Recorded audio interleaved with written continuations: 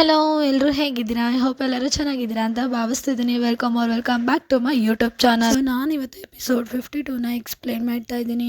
ಇಲ್ಲಿ ಒಬ್ರು ಸೇವಕರು ಏನಿರ್ತಾರೆ, ಅವರು ಮಂತ್ರಿ ಗು ಅವ್ರ ವೈಫ್ನ ಕರ್ಕೊಂಡು ಹೋಗ್ತಿರ್ತಾರೆ. ಅವ್ರ ಹೆಸರು ಬಂದು ಜಾಂಗ್ ಯುಲ್ಯಾನ್ ಅಂತ.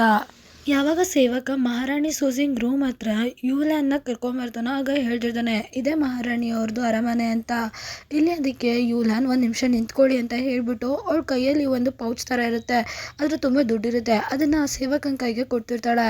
ಇಲ್ಲಿ ಅದಕ್ಕೆ ಸೇವಕ ಹೇಳ್ತಿರ್ತಾನೆ, ರಾಣಿ ನೀವಂತೂ ತುಂಬಾನೇ ಒಳ್ಳೆಯವರು, ನಿಮ್ಮ ಮನಸ್ಸು ತುಂಬಾನೇ ದೊಡ್ಡದು, ವಿಶಾಲವಾಗಿದೆ ಅಂತೆಲ್ಲ ಹೇಳ್ತಿರ್ತಾನೆ. ಯುಲ್ಯಾನ್ ಹೇಳ್ತಿರ್ತಾಳೆ, ಥ್ಯಾಂಕ್ ಯು ಸೋ ಮಚ್, ನಿಮ್ಮಿಂದ ನನಗೆ ಒಂದು ಸಹಾಯ ಆಗಬೇಕು. ಮಹಾರಾಣಿಗೆ ಏನಿಷ್ಟ ಅಂತ ನೀವು ನನಗೆ ಹೇಳೋದಕ್ಕಾಗತ್ತಾ? ಯಾಕೆಂದರೆ ಈ ಅರಮನೆಗೆ ನಾನು ಮೊದಲೇ ಬಾರಿಗೆ ಬರ್ತಾ ಇದ್ದೀನಿ. ನನಗೆ ಮಹಾರಾಣಿಗೆ ಏನಿಷ್ಟ ಅಂತ ಏನೂ ಗೊತ್ತಿಲ್ಲ. ಯಾಕೆಂದರೆ ಮಹಾರಾಣಿಗೆ ನನಗೆ ಬೇಜಾರು ಮಾಡೋದಕ್ಕೆ ಇಷ್ಟ ಇಲ್ಲ. ಅದಕ್ಕೆ ಅವ್ರಿಗೆ ಏನಿಷ್ಟ ಅಂತ ನೀವು ನನಗೆ ಹೇಳ್ತೀರಾ ಅಂತ ಕೇಳ್ತಿರ್ತಾರೆ. ಆ ಸೇವಕ ಹೇಳ್ತಿರ್ತಾನೆ, ನೀವೇ ಮೊದಲೇ ಕೇಳಿರ್ತೀರಾ ಅನ್ಸುತ್ತೆ ಮಹಾರಾಣಿ ಝಾಂಗ್ ಮತ್ತು ರಾಣಿ ಲಿಯು ಬಗ್ಗೆ. ನಮ್ಮ ಮಹಾರಾಣಿ ಏನಿದ್ದಾರೆ ಅವರು ನಿಜವಾಗ್ಲೂ ತುಂಬಾನೇ ಶಾರ್ಪ್ ಮೈಂಡೆಡು.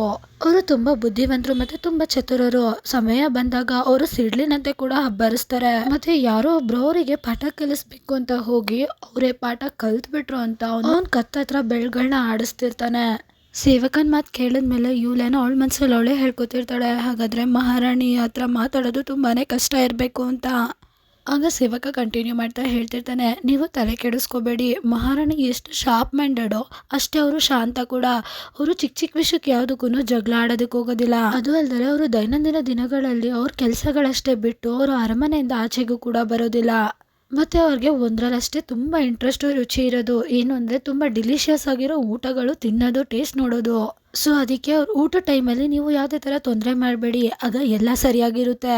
ಅದಕ್ಕೆ ಲ್ಯೂಯಾನ್ ನಗ್ತಾ ಹೇಳ್ತಿರ್ತಾಳೆ, ಸರಿ ಆಯಿತು ಅಂತ. ಅದಕ್ಕೆ ಸೇವಕ ಆಯಿತು ನಾನು ಇಲ್ಲಿಂದ ಹೊರಡ್ತೀನಿ ಅಂತ ಹೇಳ್ಬಿಟ್ಟು ನಮಸ್ಕಾರ ಮಾಡಿ ಅಲ್ಲಿಂದ ಹೊರಡ್ತಿರ್ತಾನೆ.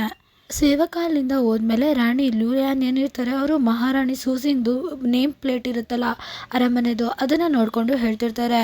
ಇಲ್ಲಿ ಅವರು ಅವ್ರ ಮನಸ್ಸಲ್ಲಿ ಅವರೇ ಮಾತಾಡ್ಕೋತಿರೋದು, ಮಂತ್ರಿಗೂ ಯುದ್ಧದಲ್ಲಿ ಗೆದ್ದು ವಾಪಸ್ ಬಂದಿದ್ದಾರೆ. ಅದಕ್ಕೆ ಮಹಾರಾಜರು ಕೂಡ ತುಂಬ ಸತರ್ಕರಾಗಿದ್ದಾರೆ. ಈಗ ನೋಡಿದ್ರೆ ಮಹಾರಾಣಿ ನನ್ನನ್ನು ಟೀಗೆ ಅರಮನೆಗೆ ಕರೆದಿದ್ದಾರೆ. ಇದೆಲ್ಲ ಬರೀ ಒಂದು ಪರೀಕ್ಷೆ ಅಂತ ಅನ್ನಿಸ್ತಾ ಇಲ್ಲ. ಆಶೀರ್ವಾದ ಆದರೂ ಕೂಡ ಸ್ವೀಕರಿಸಲೇಬೇಕು, ಅಭಿಶಾಪ ಆದರೂ ಕೂಡ ಅದನ್ನು ತಗೊಳ್ಳೇಬೇಕು. ಇಷ್ಟು ಹೇಳ್ಬಿಟ್ಟು ರಾಣಿ ಲ್ಯೂಯಾನ್ ಏನಿರ್ತಾಳೆ ಅವಳು ನಿಧಾನಕ್ಕೆ ಎದುರುಕೊಳ್ತಾ ಮಹಾರಾಣಿ ಸೂಸಿಂಗ್ ರೂಮ್ ಬಾಗ್ಲತ್ರ ಹೋಗಿ ನಿಂತ್ಕೊಂಡು ನಿಧಾನಕ್ಕೆ ಬಾಗ್ಲನ್ನ ತಟ್ಟಿರ್ತಾಳೆ.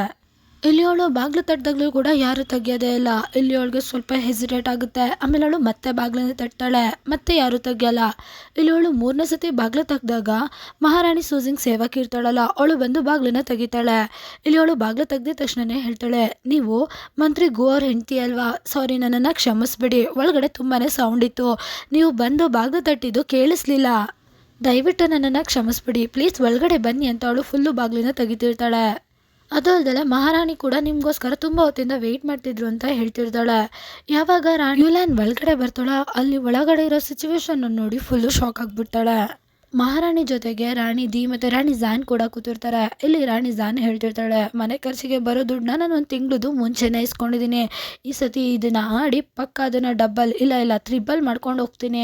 ಇದನ್ನೆಲ್ಲ ರಾಣಿ ಯುಲ್ಯಾನ್ ನೋಡ್ತಿರ್ತಾಳೆ. ಮತ್ತವಳು ಫುಲ್ಲು ಶಾಕ್ ಆಗಿಬಿಟ್ಟಿರ್ತಾಳೆ. ಆಗ ಮಹಾರಾಣಿ ಸೇವಕಿ ಜೋರಾಗಿ ಕೂಗ್ತಾ ಹೇಳ್ತಿರ್ತಾಳೆ, ಮಹಾರಾಣಿ ಮೇಡಮ್ ಗು ಅವರು ಬಂದಿದ್ದಾರೆ. ಅದಕ್ಕೆ ಮಹಾರಾಣಿ ತಿರುಗ್ಬಿಟ್ಟು, ಮೇಡಮ್ ಗು ಬಂದ್ರಾ, ಬನ್ನಿ ಒಳಗಡೆ, ನಾನು ನಿಮಗೋಸ್ಕರನೇ ವೆಯ್ಟ್ ಮಾಡ್ತಾ ಇದ್ದೆ, 4ನೇ ಆಟಗಾರರು ನೀವೇನೆ, ನಿಮಗೋಸ್ಕರನೇ ನಾನು ಅವಾಗಿಂದ ವೆಯ್ಟ್ ಮಾಡ್ತಿದ್ದಿದ್ದು, ಬನ್ನಿ ಬೇಗ ಬನ್ನಿ ಕೂತ್ಕೊಳ್ಳಿ ಅಂತ ಮಹಾರಾಣಿ ಫುಲ್ಲು ನಗ್ತಾ ಕರೀತಿರ್ತಾಳೆ. ಯುಲ್ಯಾನ್ಗಂತೂ ಫುಲ್ಲು ಶಾಕ್ ಆಗಿಬಿಟ್ಟಿರುತ್ತೆ. ಇಲ್ಲಿ ಅವಳು ಬಾಗ್ಲಲ್ಲಿ ಹಾಗೆ ನಿಂತಿರ್ತಾಳೆ. ಸೊ ಇಲ್ಲಿಗೆ ಈ ಎಪಿಸೋಡ್ ಕೂಡ ಎಂಡ್ ಆಗುತ್ತೆ. ನೆಕ್ಸ್ಟ್ ಎಪಿಸೋಡಲ್ಲಿ ಏನಾಯಿತು ಅಂತ ತಿಳ್ಕೊಳ್ಳೋದಕ್ಕೆ ವೆಯ್ಟ್ ಮಾಡಿ. Thank you for watching. Bye guys.